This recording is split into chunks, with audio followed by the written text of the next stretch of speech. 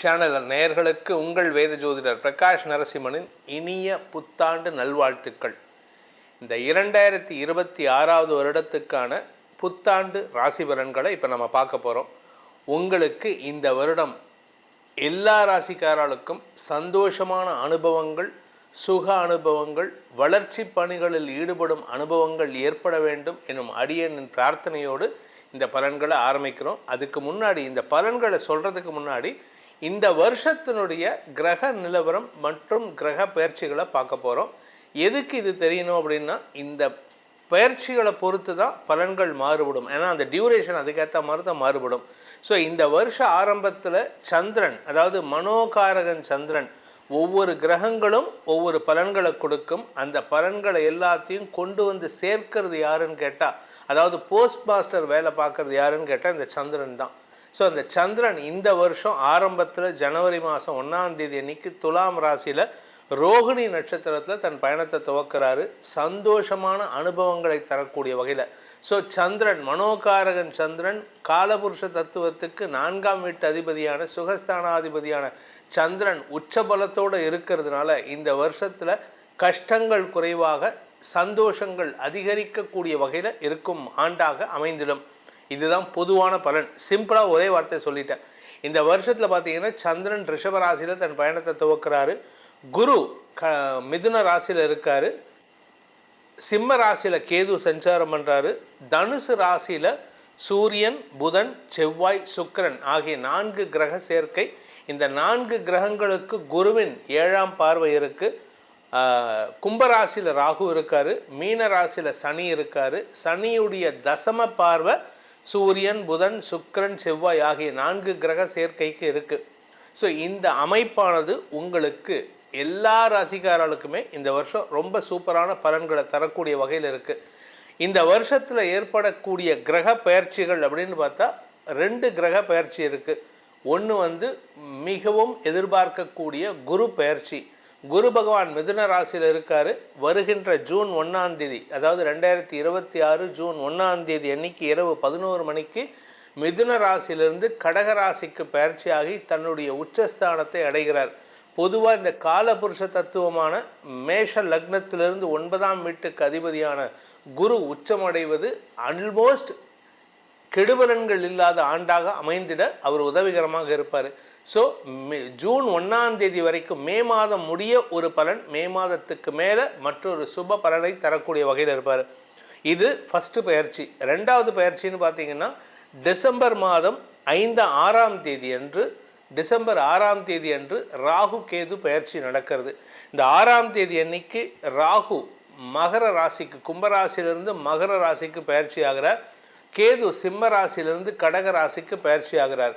இதுதான் இந்த வருடத்தில் ஏற்படக்கூடிய 2வது பயிற்சி. இந்த 2 பயிற்சிகளும் ஆல்மோஸ்ட் எல்லா ராசிக்காரர்களுக்கும் நல்ல பலனை தரக்கூடிய வகையில் தான் இருக்காங்க. குறிப்பாக குழந்தைகள் சுபிக்ஷம் அடையக்கூடிய வகையில் இருப்பாங்க. ஏன்னா 2025 அந்த விஸ்வாவசு வருஷ பலன் சொல்லும்போது குழந்தைகளுக்கு பாதிப்புகள் வரும்னு நம்ம சொல்லியிருந்தோம். இந்த வருஷம் பராபவ வருஷம் ஏப்ரல் மாதம் துவங்கிறது. அது வரைக்கும் கொஞ்சம் குழந்தைகளை பாதுகாப்பாக பார்த்துக்கிறது நல்லது. இந்த 2026 அப்படிங்கிறது ஆல்மோஸ்ட் எல்லா ராசிக்கும் நல்ல பலன் தான் நான் சொல்லியிருக்கேன்.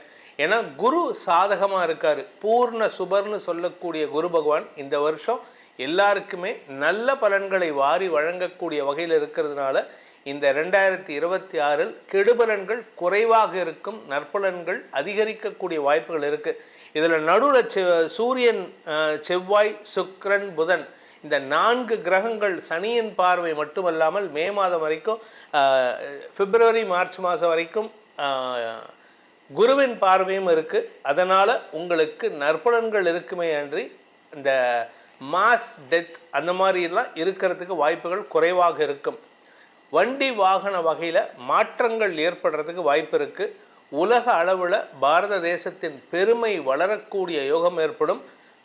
கல்விக்காக இந்த ஆண்டு முக்கிய பல மாற்றங்களை செய்யக்கூடிய ஆண்டாக இருக்கக்கூடிய வகையில் இருக்குது.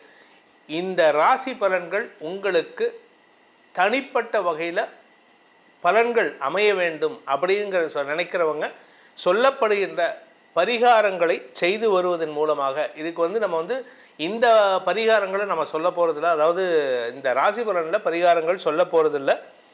பட் மாசாந்திர பலன்களை நம்ம கொடுத்துட்டு இருக்கோம். அந்த மாசாந்திர பலன்கள் ஜனவரி, பிப்ரவரி, மார்ச்னு 12 மாதத்துக்கும் தனி மாதாந்திர பலன்கள் கொடுக்கும்பொழுது ஒவ்வொரு ராசிக்கும் பரிகாரங்கள் சொல்லிட்டு வரோம். அந்த பரிகாரங்களை செஞ்சுட்டு வாங்க. உங்களுக்கு இந்த பலன்கள் இரட்டிப்பாக கிடைக்கக்கூடிய வாய்ப்பை ஏற்படுத்தும். இனி உங்கள் ராசிக்கு உண்டான பலாபலன்களை ஆராய்வோம். வாருங்கள். மிதுன ராசி நண்பர்களுக்கான புது வருட பலன் 2026 புது வருட பலன். ராசியில் இருக்கிற குரு பகவான் உங்களுக்கு புதிய நட்புகளை உருவாக்கி கொடுக்கக்கூடிய வகையில் இருக்கார். இந்த முதல் 2 மாதங்கள் ஜனவரி, பிப்ரவரி, மார்ச் 11 அவர் வக்ர கதியில் இருக்கிறதுனால சில தவறான நட்புகளின் அறிமுகம் கிடைத்தாலும் அவருடைய இந்த வக்ர நிவர்த்தி உங்களுக்கு அந்த தவறான நட்புகளிடமிருந்து விலகுவதற்குண்டான வாய்ப்பை ஏற்படுத்தும். அதே சமயம் பார்த்தீங்கன்னா தசமஸ்தானத்தில் சனி இருக்கார்.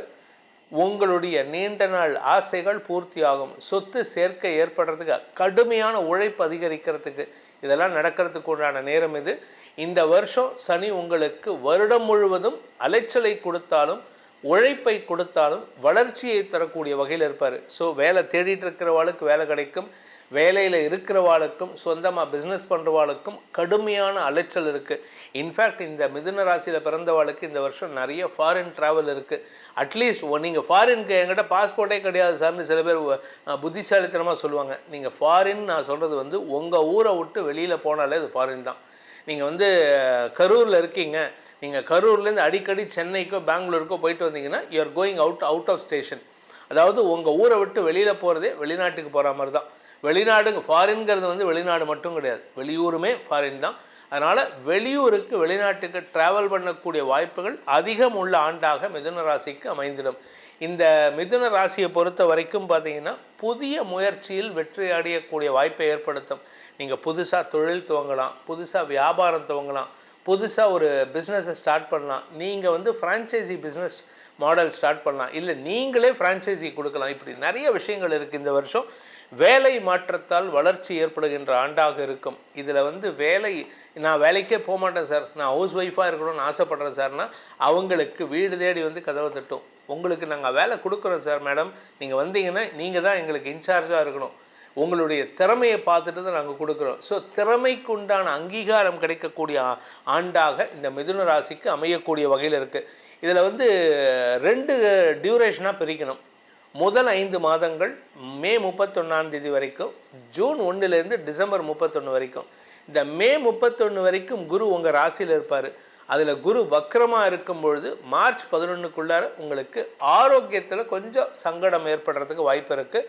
அதனால் கொஞ்சம் உடம்பை பார்த்துக்கோங்க. கொஞ்சம் ஜாதகம் வீக்காக இருக்குது, அதாவது உங்களுக்கு ஜாதகம் வீக்காக இருக்குன்னா நட்பு வட்டத்துடன் மனஸ்தாபம் ஏற்பட்டு தேவையில்லாமல் லீகல் காம்ப்ளிகேஷனில் இந்த மார்ச் 11க்குள்ளே மாற்றத்துக்கு வாய்ப்பு இருக்குது. ஏன்னா இதில் 7ஆம் இடத்துல செவ்வாய் சனியின் பார்வையில். அதனால் கொஞ்சம் பொறுமையாக இருக்கணும். அவசரப்பட்டு கோபத்தில் வார்த்தையை விட்டாலோ கோபத்தில் கையை ஓங்கிட்டாலோ லீகல் பிரச்சனைகள், போலீஸ் கேஸு, கோர்ட்டு கேஸுன்னு அலையிறதுக்கு வாய்ப்பு இருக்குது. இந்த வருஷத்தை பொறுத்த வரைக்கும் இந்த முதல் 2 மாதங்கள் தான் மிதுன ராசி நண்பர்கள் எச்சரிக்கையாக இருக்கணும். மற்றபடி கெடுபலன்கள் கிடையாது. வண்டி வாகன வகையில் உங்களுக்கு புதிய மாற்றங்கள் ஏற்படும். ஆனால் அதே வண்டி வாகன வகையில் ரேஷ் டிரைவிங்கை அவாய்ட் பண்ணுங்கள். நிதானத்தை கடைபிடிப்பது நன்மையை ஏற்படுத்தும்.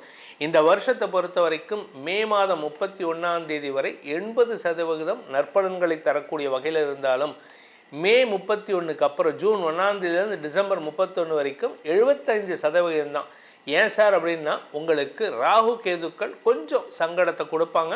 அதனால் கொஞ்சம் சங்கடம் இருக்குமே தவிர மற்றபடி கெடுபலன்கள் இல்லாத வளர்ச்சியை தரக்கூடிய லாபத்தை ஏற்படுத்துகின்ற புதிய அனுபவங்களை தரக்கூடிய ஆண்டாக இருக்கும். இந்த சேனல் நேயர்களுக்கு உங்களுடைய தனிப்பட்ட ஜாதகத்துக்கு உண்டான இந்த 2026ஆம் ஆண்டுக்கான பலன்களை தெரிந்து கொள்ள விருப்பமுள்ளவர்கள் கீழே கொடுக்கப்பட்டுள்ள டைரக்ட் கைபேசி எண்கள், வாட்ஸ்அப் எண்களில் தொடர்பு கொண்டு உங்களுடைய ஜாதகத்துக்குண்டான பலன்களை அறிந்து கொள்ளலாம். இதற்கு கட்டணம் உண்டு. இதன் மூலமாக இந்த 2026 என்னென்ன நல்ல மாற்றங்கள் வரும், ஏதாவது தடங்கல்கள் இருக்கா, சிக்கல்கள் இருக்கா, எந்த டைமில் நமக்கு ஃபினான்ஷியலாக ரொம்ப ஸ்டெபிளைஸாக இருப்போம், ரொம்ப வருமானம் இருக்கும், எப்போ பண வருமானம் கம்மியாகும், இதெல்லாம் பிளான் பண்ணி, ஏன்னா இது ஒவ்வொரு ராசிக்கும் ஒவ்வொரு லக்னத்துக்கும் மாறிண்டே இருக்கும். உங்களுடைய 2ஆம் வீட்டதிபதி நல்லா இருந்தால் வருமானம் வரும், 2ஆம் வீட்டதிபதி நீச்சமாக இருந்தால் பண வருமானத்தில் தடை ஏற்படும்.